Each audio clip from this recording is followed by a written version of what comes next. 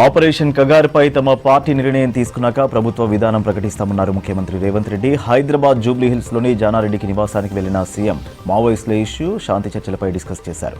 శాంతి చర్చల కమిటీ సమావేశం వివరాలను జానారెడ్డికి తెలిపారు. ఆపరేషన్ కగార్ నిలిపివేసి కాల్పుల విరమణ పాటించేలా కేంద్రంను ఒప్పించాలని శాంతి చర్చల కమిటీ మొన్న సీఎం రేవంత్ రెడ్డిని కలిసి రిక్వెస్ట్ చేసింది.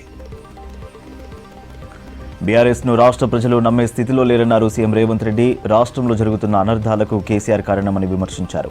జానారెడ్డితో భేటీ తర్వాత మీడియాతో సీఎం రేవంత్ చిట్చాట్ చేశారు. రాష్ట్ర ఖజానా అంతా ఖాళీ చేసిన బీఆర్ఎస్ అధినేత కాంగ్రెస్ సర్కారుపై నిందలు వేస్తున్నారని మండిపడ్డారు. పిల్లగాళ్లను అసెంబ్లీకి ఎందుకు పంపిస్తున్నారని ప్రశ్నించారు. బీఆర్ఎస్ సిల్వర్ జూబ్లీ సభలో కేసీఆర్ కామెంట్స్ పై కౌంటర్ ఇచ్చిన రేవంత్ రెడ్డి అభద్రతా భావంతో తమపై అక్కసు వెళ్లగక్కుతున్నారన్నారు. ఇక తాము చేస్తున్న అభివృద్ధి పనులను చెప్పుకోవడంలో కాస్త వెనుకబడ్డామని చెప్పారు. ఆప్షన్ లేకనే కొంతమంది అధికారులను కంటిన్యూ చేస్తున్నామన్నారు. అరెస్టులపై డిమాండ్లు వస్తున్నాయి, కానీ చట్ట ప్రకారమే నడుచుకుంటున్నామన్నారు. 10 ఏళ్ల బీఆర్ఎస్ పాలనలో ఇరిగేషన్ శాఖను నాశనం చేశారని ఆరోపించారు మంత్రి ఉత్తమ్ కుమార్ రెడ్డి. దోచుకున్న డబ్బుతో రజతోత్సవ సభ పెట్టి కాంగ్రెస్ పై తప్పుడు ప్రచారం చేస్తున్నారని ఫైర్ అయ్యారు. రాష్ట్ర అసెంబ్లీని అవమానించిన మాజీ సీఎం కేసీఆర్ బేషరతుగా క్షమాపణ చెప్పాలని డిమాండ్ చేశారు మంత్రి ఉత్తమ్. ఏం మొహం పెట్టుకుని కాంగ్రెస్ ను కేసీఆర్ విమర్శిస్తున్నారని మండిపడ్డారు మంత్రి కోమటిరెడ్డి వెంకటరెడ్డి. కేసీఆర్లా తాము కూడా అబద్దాలు చెప్పి ఉంటే ఎప్పుడో అధికారంలోకి వచ్చేవాళ్లమన్నారు మంత్రి.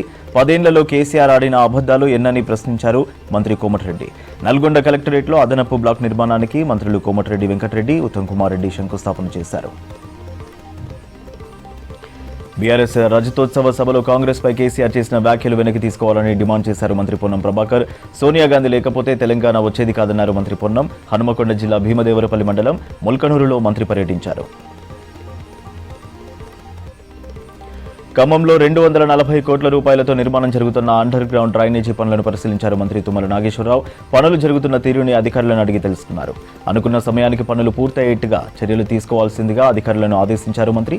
కాలువలపై ఆక్రమణలు తొలగించాలని అధికారులకు సూచించారు. రాబోయే వర్షాకాలంలోపే పనులు పూర్తయితే వరదల నుంచి తప్పించుకోవచ్చన్నారు మంత్రి తుమ్మల. ధరణి పేరుతో గత ప్రభుత్వం బడాబాబులకు రైతు బంధు అందించిందని ఆరోపించారు మంత్రి పొంగులేటి శ్రీనివాసరెడ్డి. భూ హక్కులు లేకుండా ఇబ్బందులు పడుతున్న రైతులకు భూభారతితో పరిష్కారం దొరికేలా చేస్తామన్నారు పొంగులేటి.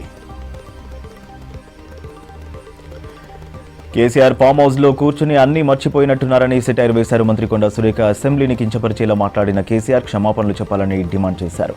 సంగారెడ్డి జిల్లా హత్నూర మండలం దౌలతాబాద్ లో భూభారతి చట్టం అవగాహన సదస్సులో పాల్గొన్నారు కొండా సురేఖ.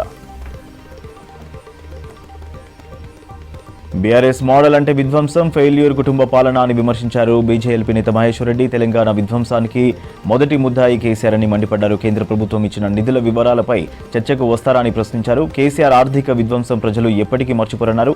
మొసలి కన్నీరు కార్చిన కేసీఆర్ను ప్రజలు నమ్మే పరిస్థితి లేదన్నారు. ఎన్డీఏసీ ఇచ్చిన రిపోర్టు బీఆర్ఎస్ ప్రభుత్వ తప్పిదాలను వివరించిందన్నారు ఏలేటి. గ్రూప్ 1 పిటిషనర్లకు ఫైన్ వేసింది హైకోర్టు ధర్మాసనం. తప్పుడు పత్రాలతో హైకోర్టును పిటిషనర్లు తప్పుదోవ పట్టించారని జస్టిస్ నగేష్ భీమపాక్ ఆగ్రహం వ్యక్తం చేశారు. పిటిషనర్లకు 20,000 జరిమానా విధించారు. ఫేక్ అఫిడవిట్లు దాఖలు చేసిన పిటిషనర్లపై చట్ట ప్రకారం యాక్షన్ తీసుకోవాలని ఆదేశించారు.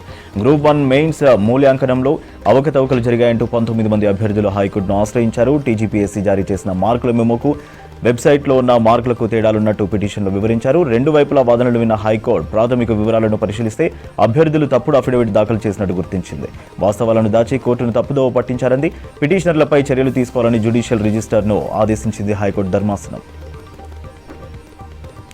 కాల్పుల విరమణ ప్రకటించి ఎలాంటి షరతులు లేకుండా శాంతి చర్చలు జరపాలని కేంద్ర రాష్ట్ర ప్రభుత్వాలకు లేఖ రాశారు మావోయిస్టు పార్టీ కేంద్ర కమిటీ అధికార ప్రతినిధి అభయ్.